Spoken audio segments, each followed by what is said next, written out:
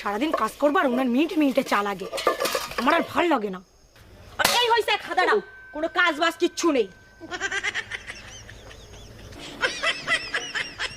তা আমি কি করব? সত্যি তোমার আর আমার কিছু বলার নেই। ওই না খবর আকাশ ডাকছে, জামা কাপড় মেলা রইছে, জামা কাপড়গুলো যেন না ভেজে। আমি মারে চাটা দিয়ে আসছি। আচ্ছা ঠিক আছে। এই নাও চা।